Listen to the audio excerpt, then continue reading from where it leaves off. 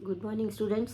आज हम जो है वो 16th नंबर चैप्टर को स्टार्ट करेंगे और 16 नंबर जो चिकित्सा स्थान है उसका जो 16वां नंबर है उसका नाम है पांडु रोग चिकित्सा। तो पांडु रोग चिकित्सा क्या है, क्योंकि गृहिणी दोष में हमने देखा कि क्योंकि उसमें बेसिकली अग्नि का रोल है और अग्नि मांद्य होने के कारण जो है वो गृहिणी दोष हो रहा है। तो उसमें ज़्यादातर जो चिकित्सा होती है वो उष्ण तीक्ष्ण हो रही है, उसके कारण पित्त की वृद्धि हो जाती है और उसी पित्त की वृद्धि से फिर पांडु रोग उत्पन्न होता है। इसीलिए गृहिणी दोष के बाद में पांडु रोग चिकित्सा यहाँ पर बताई गई है। इसमें इन्होंने सीधा पांडु के जो भेद हैं वो बताए कि पांडु रोगा स्मृता पंच वात पित्त कफहिस्त्रयः चतुर्था सन्निपातेन पंचमोक्ष भक्षणात् मृदा। ठीक है ना, वात पित्त कफ और सन्निपात और एक मृदा भक्षण जन्य पांडु होता है। अब इसमें जो संप्राप्ति है वो क्या है, दोषः पित्त प्रधानास्तु यस्य कुप्यन्ति धातुषु शैथिल्यम तस्य धातु नाम गौरवम च उपजायते। इसमें क्या है, जो पित्त प्रधान दोष होते हैं वो धातुओं में कुपित हो जाते हैं और धातुओं में शिथिलता और गुरुता उत्पन्न हो जाती है। ततो वर्ण बल स्नेहा ये च अन्य अपि ओजसो गुणाः व्रजन्ति क्षयमत्यर्थम दोष दूष्ये प्रदूषणात्। उसके बाद क्या होता है, दोष और दूष्य के दूषित हो जाने के कारण वर्ण बल स्नेह और ओज ये अन्य गुण हैं जो अत्यंत क्षय को प्राप्त हो जाते हैं। ठीक है, ये सारे जो गुण होते हैं वो अत्यंत क्षय को प्राप्त हो जाते हैं, अल्प रक्त अल्प मेद निस्सार हो जाते हैं। फिर यह जो अल्प रक्त वाला है, अब इसके बाद क्या होता है इसमें, सो अल्प रक्तो अल्प मेदस्को निस्सारा शिथिलेन्द्रियः वैवर्ण्यम भजते तस्य हेतु शृणु सलक्षणम। हेतु शृणु सलक्षणम। अल्प रक्त वाला, अल्प मेद वाला, निस्सार और इंद्रियों में शिथिलता वाला जो है विकृत वर्ण वाला उसको प्राप्त होता है। उन पांडु रोग के अब लक्षणों को सुने। अब यहाँ पर जो पित्त जो प्रकोपित हो रहा है, आप ये देखिए कि जब रक्तपित्त था, जब रक्तपित्त रोग आप पढ़ते हैं तो उसमें भी आपने पढ़ा होगा कि पित्त की वृद्धि होती है। ठीक है, तो वहाँ पर भी पित्त प्रकोप होता है और यहाँ पर भी पित्त प्रकोप होता है। लेकिन हम जानते हैं कि 5 प्रकार के पित्त है ना, पाचक, पित्तक, श्लेष, रंजक, आलोचक। तो ये सारे जो पित्त हैं इनमें से यहाँ पर कौन से पित्त की जो है वो वृद्धि हो रही है, क्योंकि दोष पित्त प्रधान है और इसमें ओज का विशेष रूप से क्षय हो रहा है। तो यहाँ पर एक तो जो पित्त यहाँ पर दूषित हो रहा है, एक तो वो है साधक पित्त। ठीक है, और उसके साथ साथ रंजक पित्त भी है, क्योंकि ये पित्त ये तेजो रूप होने के कारण वर्ण कर कहा गया है। यानी तेजो धातु जल और आकाश महाभूत जो है जब वो प्रधान हो जाते हैं तो गौर वर्ण का उत्पादन होता है। फिर भी विकृत होने के कारण यहाँ पर पित्त जो है वो विकृत वर्ण उत्पन्न करता है। तो 2 प्रकार के पित्त यहाँ पर बेसिकली जो हैं वो दूषित होते हैं, और एक होता है रंजक पित्त और दूसरा है साधक पित्त, क्योंकि ये पित्त जो है वो हृदय पर प्रभाव डालते हैं। दोषः पित्त प्रधानास्तु। ठीक है, तो एक ये बात यहाँ पर ध्यान में रखनी है।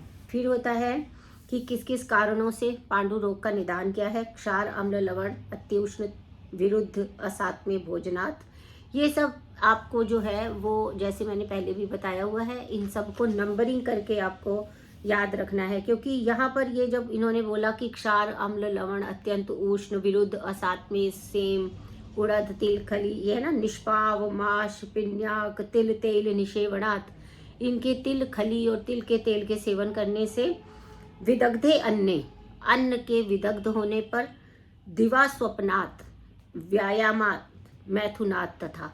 अब आपको जैसे मैंने पहले भी बताया है, आप जो भी निदान करेंगे तो उनको आप अपनी तरफ से ही कुछ बांट लेंगे, मतलब 3 उसमें जो है वो आप उसको 3 उसमें आप उसको बांट लेंगे। तो 3 में जो बांटेंगे तो उसमें जैसे कि आहार में क्या गड़बड़ होती है जिसके कारण की प्रकोप हो रहा है, और विहार में क्या हो रहा है जिसके कारण प्रकोप हो रहा है, और जो मानसिक जो हमारे जो मेंटल प्रोसेसेस हैं, मानसिक रूप से वो कौन से बिहेवियर्स हैं जो हम करते हैं जिसके कारण की प्रकोप हो रहा है। तो जब आप डिफ्रेंशिएट करके कारणों को इस तरीके से डिफ्रेंशिएट करके लिख लेंगे, अपने पास में ध्यान में रखेंगे, तो आपको ज़्यादा अच्छे से याद रहेगा। जैसे अब इसमें सबसे पहले जो है आहार बताया गया कि क्षार, अम्ल, लवण, अत्यंत उष्ण, ये सब आहार के बारे में बताया। फिर उसके बाद उन्होंने क्या बताया कि ये अन्न तक तो विदग्धे अन्य तक तो आहार से संबंधित हो गए। फिर आ गया आपका दिवा स्वप्नात्, ये विहार से संबंधित है, दिन में सोना। अव्यायामात है ना, व्यायाम, अधिक व्यायाम करने से, स्वप्नात् व्यायाम, व्यायामात, और मैथुनात् तथा जो मैथुन है कर्म है वो भी अधिक करने से, और प्रतिकर्म ऋतु वैषम्यात्, प्रतिकर्म वमन आदि की विषमता है ना। प्रतिकर्म वो होता है जैसे हमने संशोधन कार्य या तो उचित रूप से मतलब ठीक तरह से संशोधन हो जाए या फिर व्यापद उत्पन्न हो जाए उसमें, तो प्रतिकर्म करना। ऋतु वैषम्याद, ऋतु में विषमता के कारण ऋतु में विषमता हो जाना, और वेगा नाम च विधारणात्, और वेगों को धारण करना, अधारणीय वेगों को धारण करने से, ये सब विहार है। फिर मानसिक भाव कौन से हैं देखिए, काम, काम, चिंता, भय, क्रोध, शोक, उपहत चेतसः, ठीक है, ये सब जो है ये मानसिक है। समुदीर्णम यदा पित्तम, अब यहाँ पर क्यों मैंने बोला कि इसमें जो है वो साधक पित्त जो है वो प्रॉब्लम कर रही है, इसलिए बोला साधक पित्त कर रही है क्योंकि यहाँ पे अब ये हृदय पे आ गए, और जो साधक पित्त का स्थान है वो कौन सा है, हृदय है।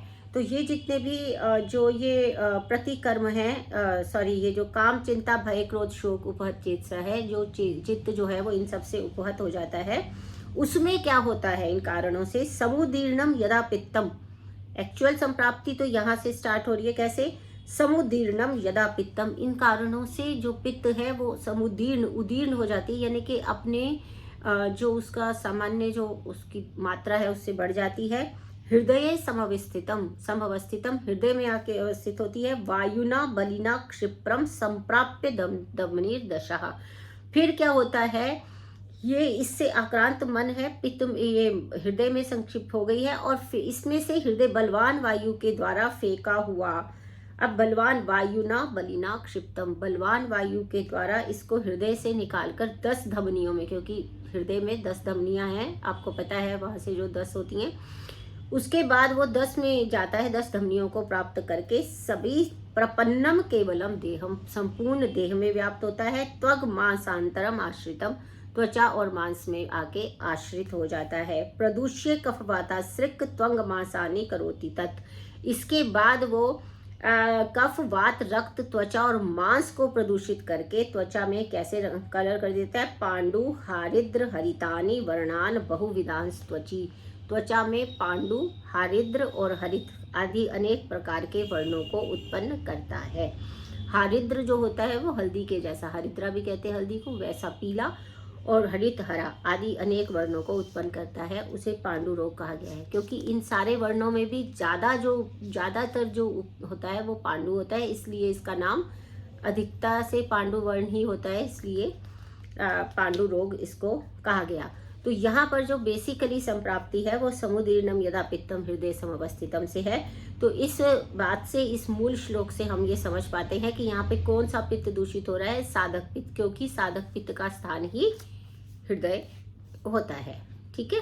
तो यहाँ पर इसको किया, तस्य लिंगम भविष्यता, अब उसके जो पूर्व रूप है वो क्या है, हृदय स्पंदनम रोक्ष्यम स्वेदा भावा श्रमस्तथा, उसके पूर्व रूप हृदय में स्पंदन, रुक्षता और स्वेद का अभाव, श्रम और थकान है। इसके बाद पांडु रोगों के जो सामान्य लक्षण हैं वो कैसे हैं, संभूते अस्मिन् भवेत् सर्वा कर्णक्षेणी हतानलः, इसके उत्पन्न होने पर कर्ण क्षीण वाला, यानी कि कानों में आवाजें आती हैं, शब्द आता है, कर्णनाद होता है, और हतानला यानी कि उसकी जो अग्नि है वो मंद हो जाती है। दुर्बलः सदनो अन्नद्विष्ट, जो वो दुर्बल होता है, अग्नि नाश वाला होता है, दुर्बल होता है, उसको बहुत ही थकान रहती है। आपको पता है पांडु रोग में कैसा रहता है, भ्रम श्रम निपीड़ितः, उसको चक्कर आते हैं, थकान होगी, उन सबसे पीड़ित रहता है। गात्रशूल, सभी अंग मर्द, सभी अंगों में दर्द होगा। ज्वर, श्वास, गौरव, अरुचि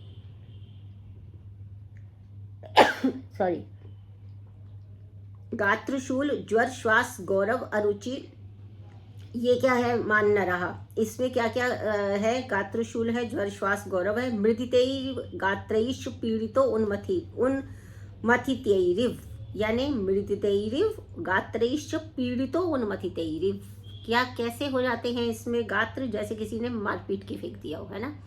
मृदितै जैसे मसल दिया हो, मथ दिया हो, ऐसा होता है। शूनाक्षी कूटो हरिता शीर्ण लोमा हत प्रभः कोपनः शिशिरद्वेषी निद्रालुष्ठीवनो अल्पवाक।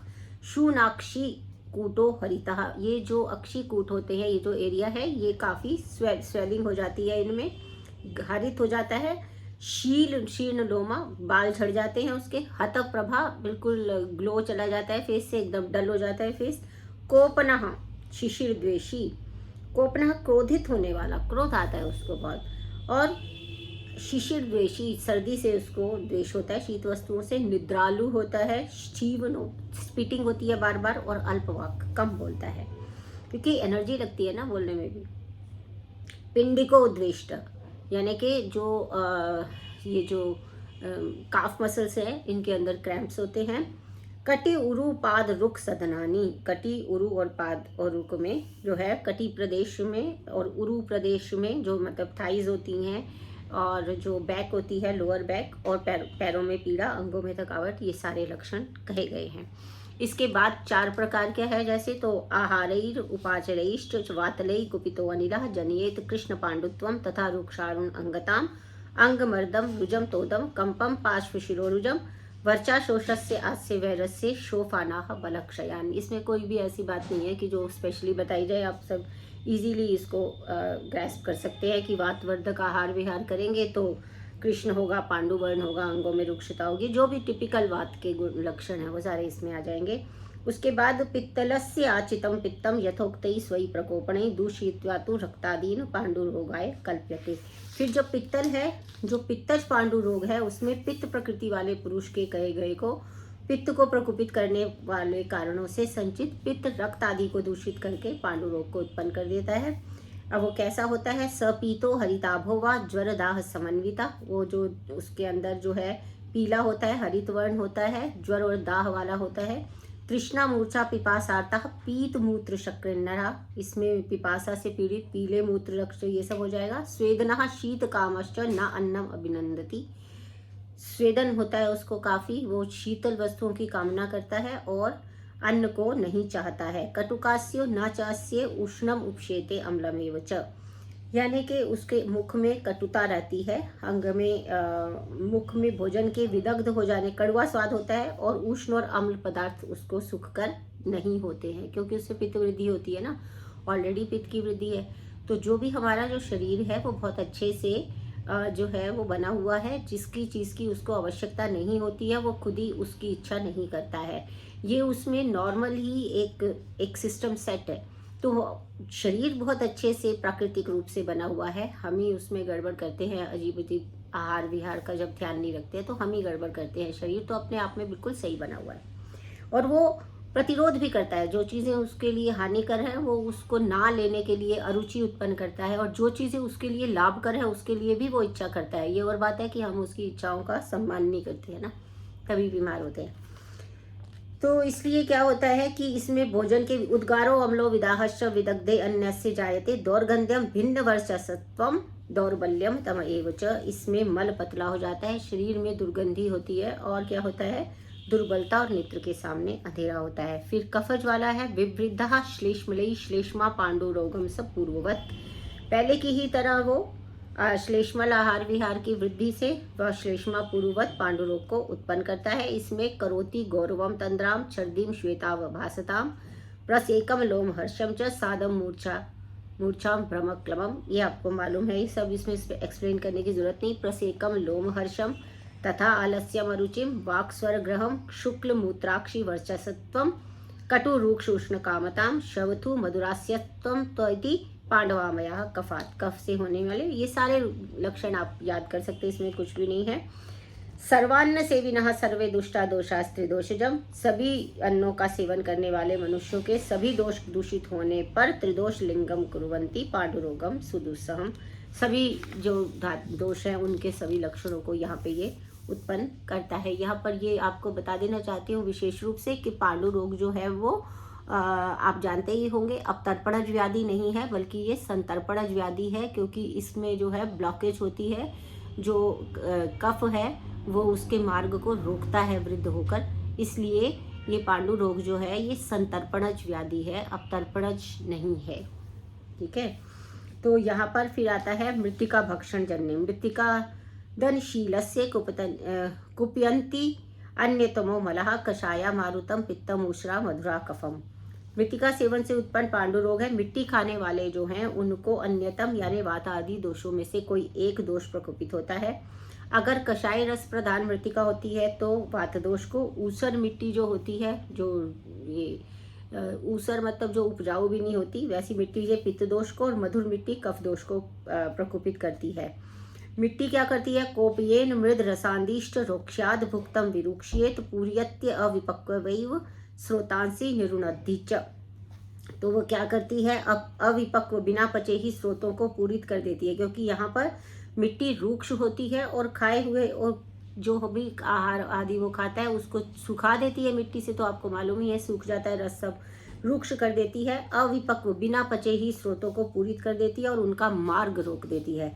और इंद्रियों के फिर क्या होता है? इंद्रिया नाम बलम हत्वा तेजो वीर्य ओजसी तथा पांडु रोगम करोत्याशु बल वर्ण अग्नि नाशनम। इंद्रियों के बल शरीर के तेज वीर्य और ओज को नष्ट करके शीघ्र ही क्या करती है? शून गंडाक्षी कूटभ्रु शून पानान्न भीमेहना कृमि कोष्ठो अतिसार्येत मलम सास्रिक कफान्वितम। अब वर्ण का नाश करके पांडु रोगों को उत्पन्न करती है, शरीर वर्ण वीर्य ओज सबको नष्ट करके इसको करती है। मृत्तिका भक्षण जन्य पांडु रोग के लक्षण क्या है? गंड प्रदेश, अक्षिकूट, भ्रू प्रदेश में, यहाँ सारे एरिया में पूरा शोष वाला होता है, पता चल जाता है कि मृत्तिका भक्षण जन्य पांडु है। पैर में भी होता है, नाभि और मूत्रेंद्रिय में भी शोथ हो जाता है, और कृमि कोष्ठ वाला होता है। इसमें क्या है? कृमि कोष्ठो अतिसार्येत, कृमि कोष्ठ वाला है और अतिसार होता है इसको। ये रक्त और कफ से युक्त मलम सास्रिक कफान्वितम। मल सास्रिक मतलब रक्त के साथ मल का मल बाहर जाता है। अब किस पांडु रोग को आप असाध्य मानेंगे? यहाँ पे आया पांडु रोगश चिरोत्पन्ना, जो उसको पुराना हो गया हो, खरी भूतो न सिद्ध्यति, अधिक समय बीत जाए और बहुत ही रूक्ष हो जाए, काल प्रकर्षात चूनो ना यष्ट पीतानि पश्यन्ति, जो शोथ युक्त मनुष्य सभी पदार्थों को पीला देखता है, बद्धा अल्प विटकम, बद्ध यानी कॉन्स्टिपेटेड बॉवल है, थोड़ा सा मल बाहर निकालता है, सकफम जो कि कफ सहित होता है, हरित होता है, और हरितम यो अतिसार्येत, ये सब अल्प मात्रा में निकलता है। और जो दीनहा श्वेताति दिग्भांग छर्दी मूर्छा त्रिषार्दिता, यानी कि जब वो छर्दी यानी कि वमन मूर्छा तृष्णा से पीड़ित हो, वह नहीं है, ऐसा समझना चाहिए। सा नास्त्य सृक् अक्ष्याद्यष्ट पांडुः श्वेतत्वम आपनुयात इति पंचविधस्य उक्तम पांडु रोगस्य लक्षणम। मूर्छा ये सब होता है, और पांडु रोग रक्त के क्षय होने के कारण श्वेतता को प्राप्त होता है, वह नहीं है। इस प्रकार 5 प्रकार के पांडु रोग के लक्षण कह दिए गए हैं। अब यही पांडु रोगी, इसके साथ ही कामला उत्पन्न हो जाता है, मतलब पांडु रोग का ही, जब पांडु रोग है तो यही पांडु रोगी, यही वाला जो पांडु रोगी है, जो पहले से ही पांडु रोग से ग्रसित है, और फिर वो क्या काम कर रहा है? पांडु रोगी तो यो अत्यर्थम पित्तलानि निषेवते तस्य पित्तम असृंग मांसम दग्ध्वा रोगाय कल्पते। अब ये क्या हुआ कि ये जो पांडु रोगी था, इसने फिर से पित्त को बढ़ाने वाले पदार्थों का अधिक सेवन किया। तस्य पित्तम असृंग मांसम, उसका जो पित्त है वो मांस, रक्त और मांस को दग्ध करके इस रोग को उत्पन्न करता है। और ये कौन सा रोग है? इससे क्या रोग होता है? हारिद्र नेत्रा सभृशम हारिद्रत्वंग नखानना रक्त पीत शक्रिन मूत्रो भेक वर्णो हतेन्द्रिया। ये आपको याद रखना है, अंडरलाइन करके रखना है, एमसीक्यूज में भी आता है, आपको मालूम भी होगा कि भेक वर्णो यानी कि जो है कैसा हो जाता है, उसका वर्ण हो जाता है जैसे क्या मेंढक के वर्ण जैसा हो जाता है। हारिद्र नेत्र हारिद्र हो जाते हैं, काफ़ी बिल्कुल पीले एकदम हल्दी के जैसे हो जाते हैं। भृशम बहुत अधिक, और हारिद्र त्वग नखानना ये जो पीले हो जाते हैं, इसके नख और मुख भी पीले हो जाते हैं। दाह पाक दौर्बल्य सदना रुचि कर्षिता कामला बहुपित्त ईशा कोष्ठ शाखाश्रया मथा। ये बहुपित्त वाला होता है, कामला जो है बहुत बहुपित्त वाला है। ये कैसा हो जाता है कि इसमें कालांतरात, ठीक है, भेक वर्णो हत इंद्रिया का मतलब क्या है कि इंद्रियां अपने अपने जो उनके विषय हैं उसको ग्रहण करने में असमर्थ होती हैं। और क्या लक्षण होते हैं? दाह होता है, विपाक होता है, दौर्बल्य होता है, सदन, अरुचि, कर्षिता, कृश हो जाता है एकदम। कामला बहुपित्तईशा, ये कामला जो है वो बहुत पित्त वाला है, बहुपित्त वाला। और दो प्रकार का होता है, शोक काशा कोष्ठ शाखाश्रय, कोष्ठ आश्रय और शाखाश्रय। कालांतरात खरीभूता कृच्छा स्यात् कुंभ कामला, बाद में ये और यदि रुक्षता को प्राप्त करके कुंभ कामला में बदल जाता है। कृष्ण पीत शक्रिन मूत्रो वृषम शूनश्च मानवः सरक्ताक्षी मूर्छच्छर्दी भिन्नमूत्रो यश्च ताम्यति। यानी कि इसमें कृष्ण पीत शक्रिन मूत्रो, जो मूत्र है वो कौन से वर्ण का हो रहा है? कृष्ण वर्ण का जब हो जाता है, पीले वर्ण के पुरुष और मूत्र वाला हो, अगर भृशम शूनश्च बहुत अधिक उसमें स्वेलिंग हो जाए, शोफ यानी एडिमा हो जाए, सरक्त अक्षी मुखच्छर्दिव यानी कि रक्त वर्ण के अक्षी मुख वमन पुरुष वाला हो, मूर्छा युक्त हो, विंड मूर्तो यश्च ताम्यति, एकदम उसको अंधकार आता है उसकी आंखों के आगे, दाह अरुचि तृषा, ये सब लक्षण है। अनाह तंद्रा मोह समन्विता, और मोह जो है ऐसा हो जाए तो नष्टाग्नि संज्ञा क्षिप्रम ही कामलावान विपद्यते। ऐसा जो नष्ट संज्ञा वाला कामला वाला व्यक्ति है वो निश्चित ही मरण को प्राप्त होता है। और अब साध्या नाम इतरेशम, जो बाकी लोग जो साध्य हैं उसकी चिकित्सा आप कहेंगे।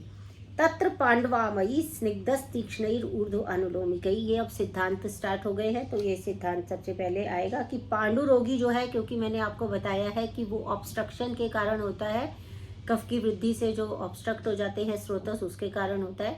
इसीलिए वहाँ पर जो संशोधन है वो तीक्ष्ण संशोधन दिया जाएगा।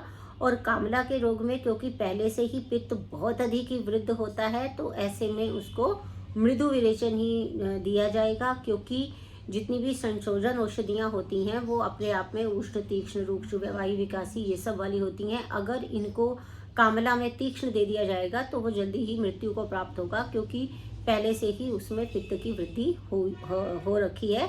तो पहले पांडु रोग के विषय में बताया है कि इसमें तत्र पांडवामयी, जो पांडव रोग से ग्रसित है, स्निग्धस तीक्ष्णैर ऊर्ध्वानुलोमकई, तो उसमें तीक्ष्ण ऊर्ध्व और अनुलोमक यानी कि विरेचन से संशोधन करने योग्य है।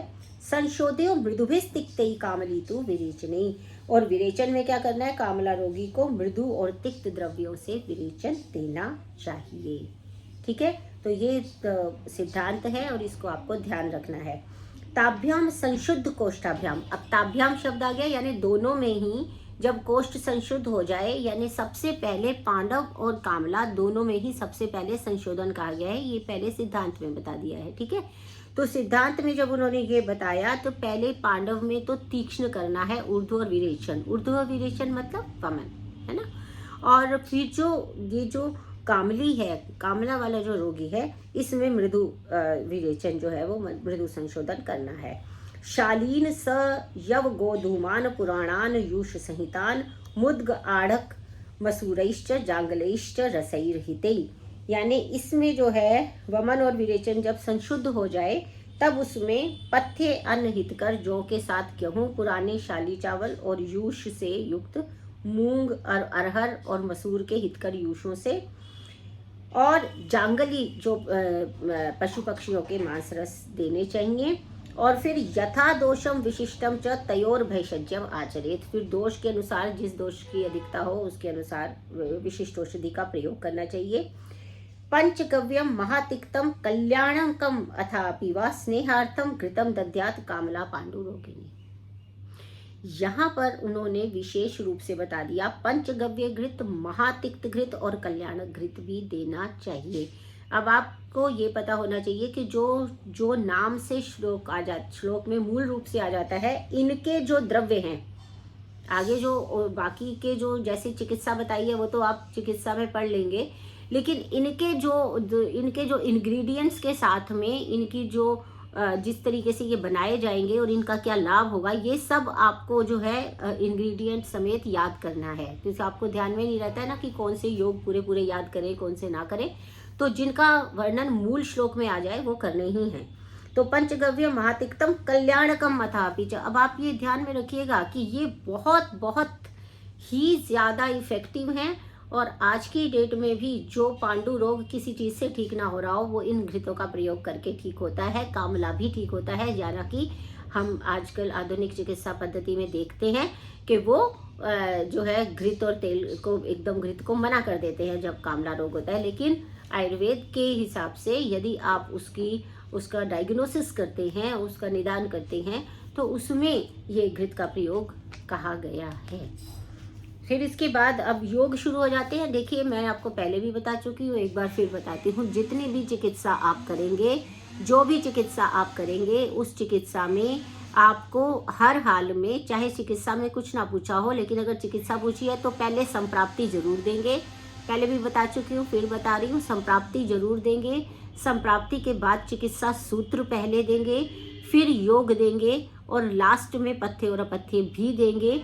इसी के आधार पर आपको जितने भी चिकित्सा स्थान में जितनी चिकित्सा आई है उसके नोट्स आपको अपने पास बना लेने चाहिए।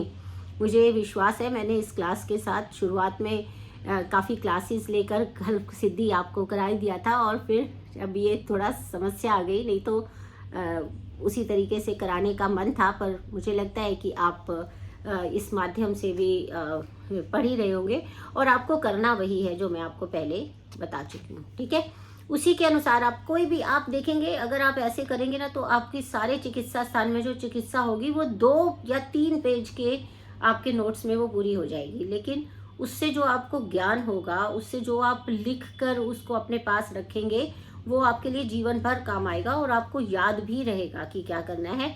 तो ध्यान रखिएगा, संप्राप्ति, फिर चिकित्सा सूत्र, फिर योग, और फिर पथ्य अपथ्य, इसी फॉर्मेट में ही किसी भी व्याधि की चिकित्सा अगर एग्जाम में आती है तो आपको लिखनी है। ठीक है,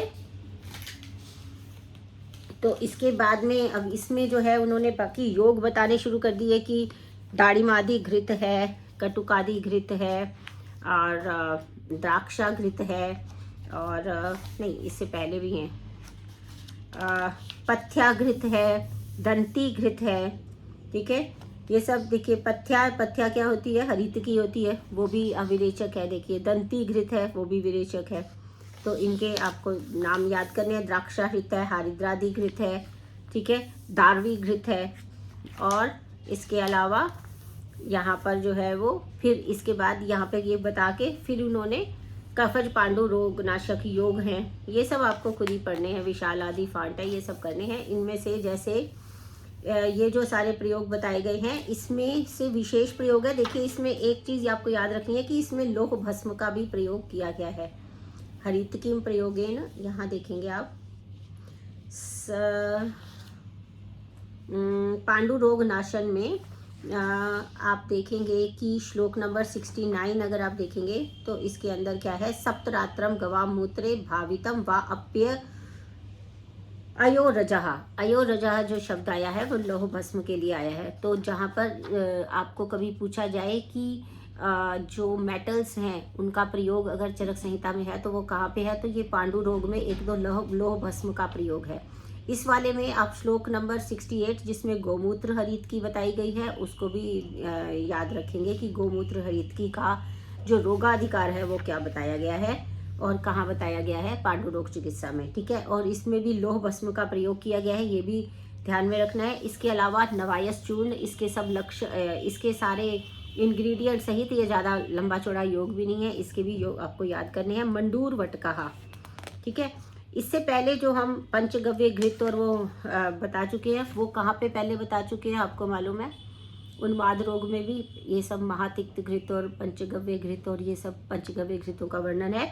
तो वहाँ से आप उन योगों को करेंगे, याद करेंगे कि उनके क्या इंग्रेडिएंट्स हैं और वो कैसे बनाए जाते हैं। इसके अलावा इसमें नवायस चूर्ण, इसमें मैंने आपको बता दिया गोमूत्र हरित की, श्लोक नंबर 68 में 69 पे लोह भस्म, फिर नवायस चूर्ण जो है 70 to 71, फिर मंडूर वट का 72 से 77। ये सब आपको याद करने हैं, क्योंकि ये वो मंडूर, इसमें भी जो है वो सारे जो ताप्य आदि, ठीक है, जतुर रुपया, इसमें भी जो मेटल्स हैं उसका प्रयोग किया गया है। देखिए स्वर्ण माक्षिक है, इसमें शिलाजीत का प्रयोग है, रजत माक्षिक है, मंडूर है, ठीक है ना।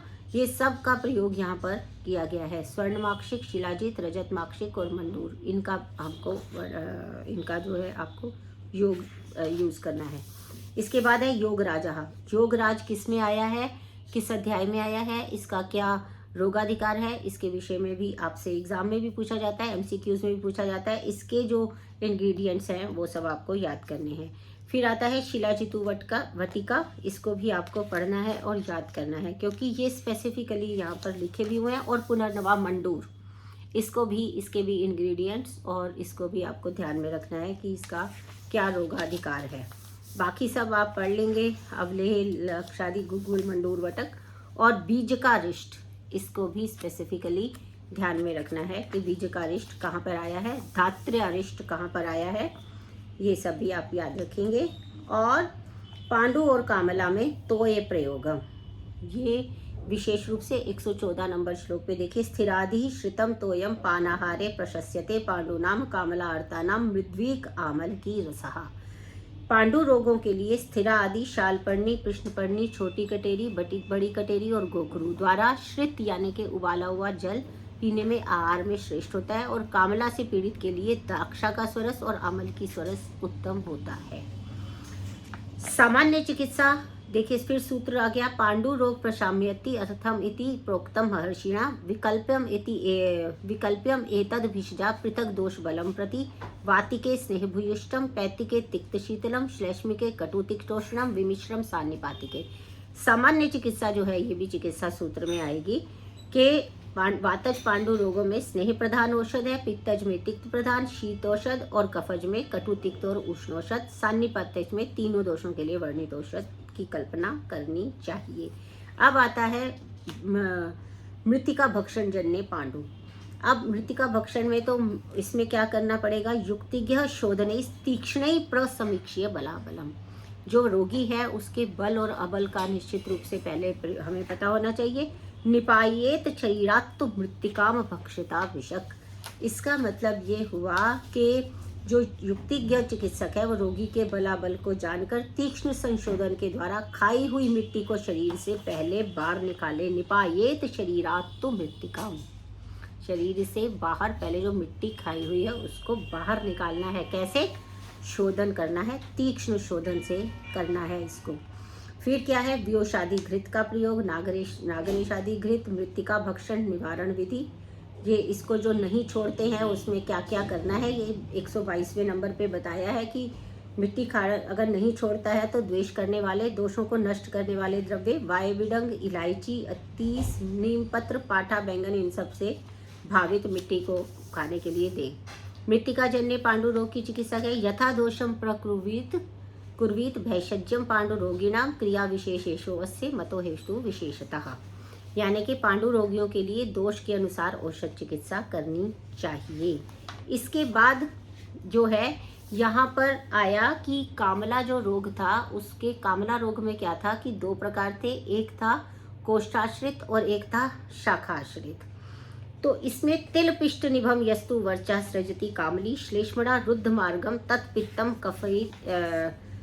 कफ हरैर जयेत, यानी कि शाखाश्रित कामला में क्या कर्तव्य है, इसमें जो कामला का रोगी तिल पिष्ट के सदृश, ये सब आपको ध्यान में रखना है, एमसीक्यूज के लिए इम्पॉर्टेंट है। ये वर्ड की तिल पिष्ट निभम वर्चा, ये किसका लक्षण है? शाखाश्रित कामला का लक्षण है। इसमें श्लेष्मा के द्वारा रुद्ध मार्ग है, इसलिए उसको पित्त और कफ को नाशक औषधियों से जीतना चाहिए। और इसके अलावा रूक्ष शीत गुरु स्वादु व्यायामेर वेग निग्रही कफ समूर्छितो वायु स्थानात् पित्तम क्षिपेत बलि। फिर क्या करना है, इसमें रूक्ष शीत गुरु मधुर द्रव्य और अत्यधिक व्यायाम से अधारणीय वेगों को धारण करने से कफ से समूर्छित बलवान वायु पित्त को अपने स्थान से फेंक देता है। इसीलिए अल्प पित्त के शाखाश्रित होने पर नेत्र, मूत्र और त्वचा के हल्दी सदृश पीत वर्ण वाला, श्वेत वर्ण वाला जो मल है उसमें आटोप, विष्टम्भ आदि हृदय वाला हो जाता है और इसके कारण दुर्बलता, अग्निमांद, पार्श्वशिला, हिक्का श्वास, रुचि और ज्वर क्रमशः उत्पन्न हो जाते हैं। यहाँ शाखा आश्रित कामला रोग निदान और संप्राप्ति सब दे दिया गया है। इसमें दौर्बल्य ये सब आप क्योंकि ऑलरेडी जो है वो निदान में भी पढ़ चुके हैं, तो यहाँ पर इन्होंने दोबारा से ये बता दिया कि जब ये सब होता है अधिक व्यायाम से, क्योंकि हमने जो है 28वां चैप्टर अगर आपने सूत्र स्थान का पढ़ा था तो उसमें आपको बताया था कि जो दोष होते हैं वो कोष्ठ से शाखा में कैसे गमन करते हैं और फिर शाखा से कोष्ठ में कैसे गमन करते हैं। और जब भी हमें किसी चीज़ की, किसी भी व्याधि की चिकित्सा करनी होती है तो अगर दोष शाखाओं में है और हमें शोधन करके उसको निकालना पड़ता है तो हम पहले ऐसे प्रयास करते हैं जिसमें कि दोष जो है वो शाखा से पहले कोष्ठ में आ जाए और फिर कोष्ठ से वो जो निकटतम जो द्वार है शरीर का उससे उसे बाहर निकाला जा सके। तो यही यहाँ पर बताया है, ठीक है। क्योंकि शाखाश्रय कामला में भी दो स्थितियां होती हैं। शाखा में भी पित्त अल्प हो जाता है, अतः रक्त आदि में स्वाभाविक वर्ण न होकर पीत वर्ण हो जाता है। साथ ही कोष्ठ में स्थित पित्त को भी वायु अन्यत्र भेज देता है, इसलिए पित्त कोष्ठ में नहीं होने से वो श्वेत वर्चा हो जाते हैं, ठीक है। तो यहाँ पर बहुपित्ता कहने से अल्प पित्ता, बहुपित्ता कहने से क्या होता है कि बहुपित्ता जो है, अल्प पित्ता केवल शाखाश्रय ही होती है, ये कह रहे हैं। बहुपित्ता पांडु रोग पूर्विका होती है। दो तरह से कामला रोग हो रहा है। अगर अल्प पित्ता है तो इसका मतलब है कि वो केवल शाखाश्रय है, और अगर बहुपित्ता है तो वो ये होगा कि पहले पांडु रोग हुआ और पांडु रोग के बढ़ जाने से फिर कामला हुआ, इसलिए उसको। और बहुपित्ता पांडु रोग पूर्विका होती है और अल्पपित्ता स्वतंत्र भी हो सकती है। बेसिकली बात यहाँ पर ये है। फिर कामला में पथ्य क्या हैं ये आप देख लेंगे, तीतर मोर और ये सब शुंठी चूर्ण के साथ ये सब आप देख लेंगे। फिर इसी में ही शाखाओं से दोष का प्रत्यावर्तन, ठीक है। ये कैसे होता है? स्वस्थानम गते पित्ते पुरीशे पित्त रंजिते निवृत्तो उपद्रवस्य स्यात् पूर्वः कामदिको विधि कटु तीक्ष्ण उष्ण लवणैः भीषाम्लैश्च उपक्रमा आपित्त रागात् चक्रितो वायोश्च अप्रशमात् भवेत्। यानी कि पुरीश का पित्त से रंजित हो जाने तक तथा वायु का प्रशमन नहीं होने तक कटु, तीक्ष्ण, उष्ण और कैसे द्रव्यों से, लवण तथा अत्यंत अम्ल द्रव्यों से भी चिकित्सा करनी चाहिए। पित्त के अपित्त क्योंकि अपने स्थान से जा चुका है ना, बलवान वायु ने पित्त को पूरे शरीर में आक्षेपित कर दिया, ये हम पहले पढ़ चुके हैं। तो जब पित्त अपने स्थान पे जाकर पुरीश के पित्त से रंजित होने पर उपद्रव रहित हो जाए, निवृत्त हो जाते हैं, तब जो है कामला रोग की चिकित्सा करनी चाहिए। हनीमक रोग फिर इसके बाद उत्पन्न होता है जब पांडु रोगी का वर्ण, ये बिल्कुल उपद्रव है हलीमक। यदा तो पांडो वर्णा स्यात् हरित शाव पीतका बल उत्साह क्षयस्तंद्रा मंदा अग्नित्वं मृदुज्वरा स्त्रीषु हर्षेषु अंगमर्दश्च श्वासस्तृष्णा रुचि भ्रमा हलीमकम तदा तस्य विद्यात अनिल पित्ततः। और हलीमक किससे हो गया? वायु और पित्त से उत्पन्न हलीमक रोग हो जाता है। ये उसी का बढ़ा हुआ स्वरूप है, बल उत्साह क्षय और ये सब ये आप पढ़ सकते हैं। और इसके बाद हलीमक रोग की चिकित्सा बताई गई है गुरुजी के स्वरस से, और इन सब से करना है और अनुवासन वस्तियों का प्रयोग करना है। विरेचन हो जाने के बाद कैसा भोजन करना है, गुरुजी स्वरस, ये सब माहिषम घृतम सपिबेत त्रिवितम, ये सब आपको पढ़ना है। और फिर हलीमक रोग की चिकित्सा में द्राक्षावले और मधुर द्रव्यों से सिद्ध घृतों को यापना, क्षीर बस्ती और मांस बस्ती सहित प्रयोग करें। अभ्यालेह इसमें अलग से बताया गया है।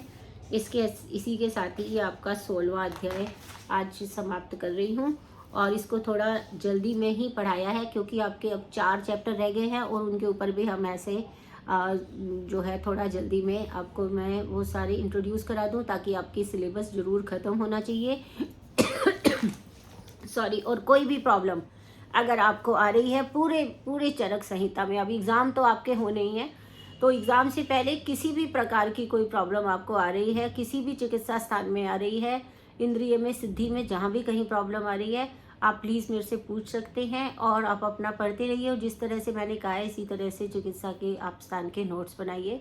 कोई भी क्वेश्चन हो, पांडु रोग में हो, किसी भी चैप्टर में हो, तो आप प्लीज़ लिख के भेजिए और मैं आपको उसका उत्तर दूंगी। आपका मुझे सहयोग करने के लिए बहुत बहुत धन्यवाद। Thank you so much.